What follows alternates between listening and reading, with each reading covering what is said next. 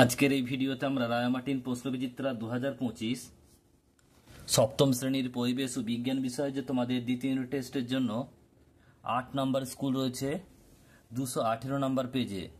তো এই প্রশ্নপত্রের আমরা 1 মার্কসের প্রশ্নের উত্তর নিয়ে আজকের এই ভিডিওতে আমরা আলোচনা করব। তো চলো ভিডিও শুরু করা যাক। একের দাগে বলছে সঠিক উত্তরটি নির্বাচন করো। 1 আকাশে রংধনু আসলে সূর্যের সাদা আলোর বিচ্ছুরণ। অপশন নাম্বার বি সঠিক উত্তর হবে।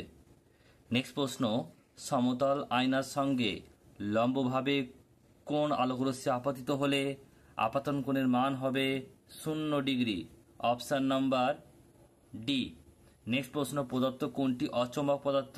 ক্রোমিয়াম। অপশন নাম্বার সি সঠিক উত্তর হবে। চারটা বলছে চুম্বককে আকর্ষণের পূর্বে যে ঘটনাটি ঘটে সেটি হলো কি? আবেশ। অপশন নাম্বার সি সঠিক উত্তর হবে। নেক্সট প্রশ্ন বলছে একটি নির্জল কোষের বিভব প্রভেদ 1.5 ভোল্ট হলে 9 ভোল্টের একটি ব্যাটারি তৈরি করতে কটি নির্জল কোষ লাগবে? তাই 9কে আমরা 1.5 দিয়ে ভাগ করব, উত্তর হবে 6টি। নেক্সট প্রশ্ন পরেরটা বলছে যে তড়িৎ এর সুপরিবাহী হলো কে? চাবি। নেক্সট প্রশ্ন, প্রদত্ত কোনটি পরিবেশ বান্ধব শক্তি নয়? জীবাশ্ম তেল থেকে পাওয়া শক্তি। পশ্চিমবঙ্গের বায়ুকল দেখা যায় বকখালিতে। এরপর হচ্ছে 2 দাগে শূন্যস্থান পূরণ করো। 1টা প্রচ্ছায়ার চেয়ে উপচ্ছায়ার অঞ্চলে আলোর পরিমাণ তুলনামূলকভাবে কম। নেক্সট প্রশ্ন, সূচিছিদ্র ক্যামেরায় বস্তু উল্টো প্রতিবিম্ব গঠিত হয়। নেক্সট প্রশ্ন বলছে চৌম্বক দৈর্ঘ্য ইজিক্যাল টু 0.86 গুণিত চুম্বকের জ্যামিতিক দৈর্ঘ্য। চারটা বলছে চুম্বকের সমমেরু পরস্পরকে ড্যাশ করে বিকর্ষণ করে। নেক্সট প্রশ্ন বলছে ড্যাশ মাছের দেহে বিদ্যুৎ উৎপাদন ব্যবস্থা আছে? ইল মাছ।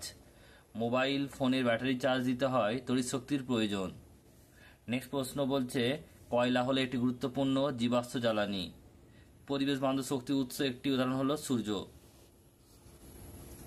3 দাগে সত্য মিথ্যা। 1টা আলো চলাচল করে কোনো মাধ্যমে উপস্থিত অত্যাবশ্যক শর্ত নয়, সত্য।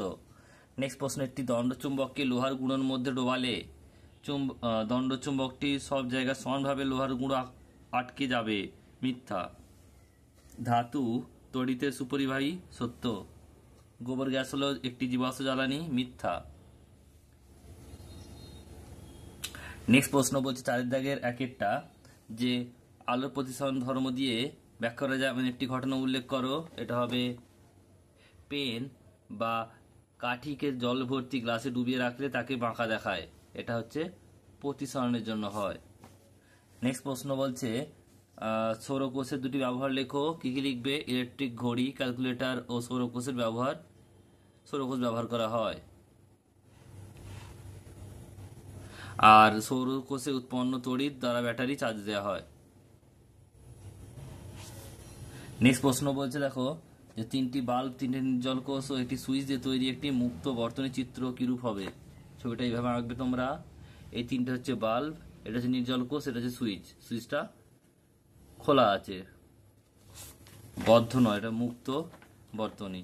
নেক্সট প্রশ্ন, একটি বস্তু আয়নার দিকে 5 মিটার এগিয়ে আনলে বস্তু ও প্রতিবিম্বের মধ্যে আয়নার দূরত্ব কত মিটার হবে? তাহলে কি হবে? এটা 5 মিটার হবে।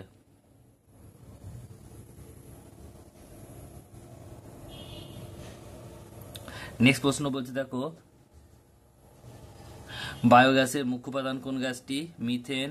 এলইডির পুরো কথা কি? Light emitting diode. আর ইলেকট্রিক বাল্বের ফিলামেন্টে কোন ধাতু তৈরি হয়? টাংস্টেন।